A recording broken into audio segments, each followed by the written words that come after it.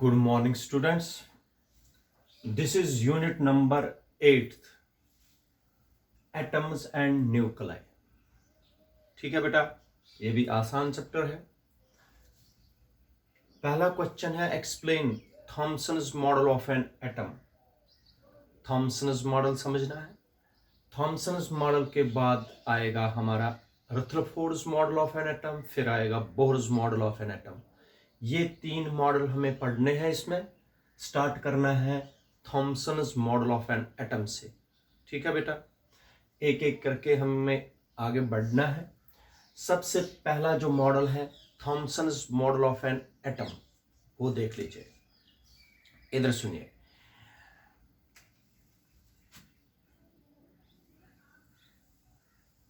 According to Thomson's model of an atom, according to Thomson's model of an atom, every atom consists of a positively charged. Every atom consists of a positively charged sphere. According to Thomson's model, every atom consists of a positively charged sphere having size या radius of the order of 10 raised power minus 10 meter, in which entire mass and all the positive charge, in which entire mass and all the positive charge are uniformly distributed. ठीक है बेटा, मैं आप लोगों को फिर से बताता हूं। According to Thomson's model, Thomson का मॉडल बताता है हमें कि एवरी एटम जो है it actually consists of a positively charged sphere, जिसका साइज होता है of the order of 10 raise power minus 10 metre. इसका रेडियस होता है एटम का। इसी एटम के अंदर all the mass and all the positive charge are uniformly distributed. ये पूरा एक जगह पर नहीं है, पॉजिटिव चार्ज यूनिफॉर्मली डिस्ट्रीब्यूट किया गया है, जो कि आज के एटम के डिफरेंट है, जो बाद में डिस्कवरी हुई। उनसे पहले क्या बोलता था। अच्छा, इसके बाद बेटा एक चीज है, ये जो इलेक्ट्रॉन्स है, इलेक्ट्रॉन्स इसमें कहीं कहीं पर है। द इलेक्ट्रॉन्स आर इसमें inside the atom the electrons are embedded inside the atom. The electrons are embedded just like seeds in a watermelon,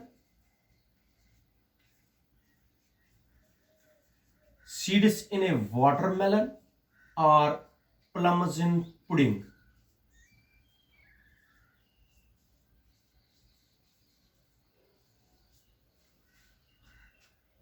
ठीक है बेटा, जैसे मैं आप लोगों को बताता हूं, जैसे कि वाटरमेलन में जो रेड वाला पार्ट है, वाटरमेलन के अंदर जो रेड पोर्शन होता है, वो क्या मानना है हमें, पॉजिटिवली चार्ज्ड। और जो उसमें सीड्स कहीं कहीं पर है, that are the negative charges. But according to Thomson, the total positive charge inside the atom is equal to the total negative charge. Hence, according to Thomson, the atom is electrically neutral. ये Thompson ने ही बताया है। कुछ चीजें इसकी अभी भी बिल्कुल एक्यूरेटली हम फॉलो करते हैं। और इसका साइज इसने बताया 10 raise power 10 minus 10 metre. Repeat करूंगा तो उसके बाद हम आगे बढ़ेंगे। इधर देख लीजिए।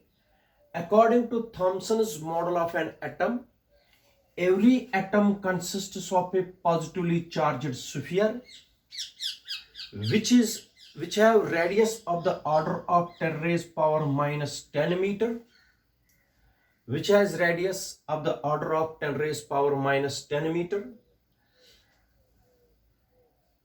The entire mass and all the positive charge of the atom is uniformly distributed inside the atom. There are some negatively charged particles called electrons which are embedded inside the atom, just like seeds in a watermelon or plums in pudding. याद रखना बेटा. According to Thomson, the total positive charge present inside the atom is equal to the total negative charge. Therefore, atom on the whole is electrically neutral.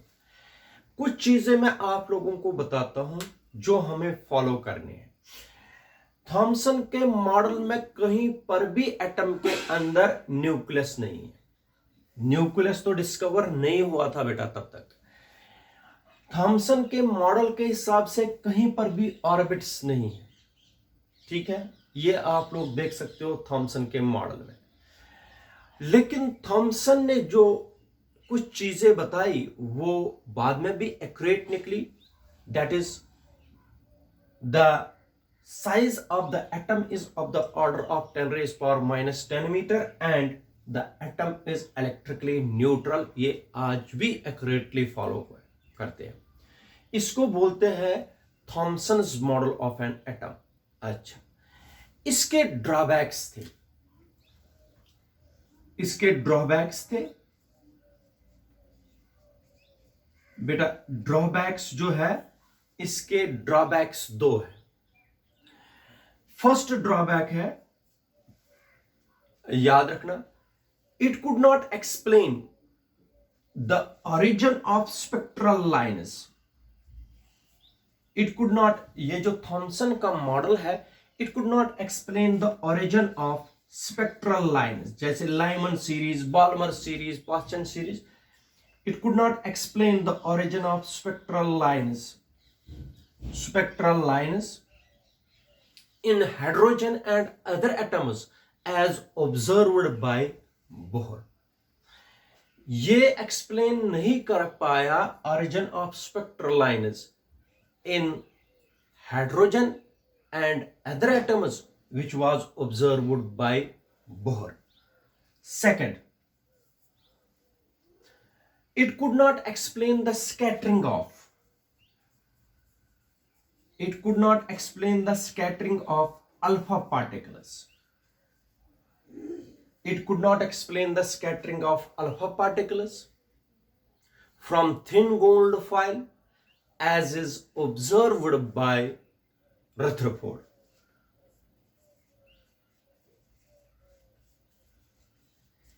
ये बेटा दो drawbacks हैं.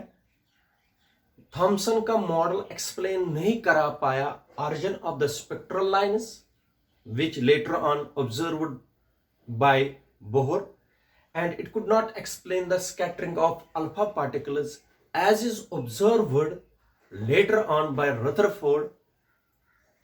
तो ये दो ड्रॉबैक्स है जो थॉमसन के मॉडल में थी. रिपीट करूंगा आप लोगों के लिए, आप लोग फिर से देख लीजिए. According to Thomson's model of an atom, every atom consists of a positively charged sphere having radius of the order of minus 10 raised power minus 10 meter, in which entire mass and all the positive charge are uniformly distributed. ठीक है बेटा. There are some negatively charged particles called electrons inside the atom which are just like seeds in a watermelon or plums in pudding. The total positive charge and total negative charge inside the atom is same. Therefore, atom on the whole is electrically neutral. The drawbacks of Thomson's model of an atom is It could not explain the origin of spectral lines as is observed by Bohr. It could not explain the scattering of alpha particles from thin gold foils as is observed by Rutherford. ठीक है बेटा, ये है Thompson का model. अब इसके आगे जो है वो हमें पढ़ना है रथरफोर्ड मॉडल और Thomson model, Rutherford model and Bohr's model, इसके आगे पढ़ने। ठीक है बेटा।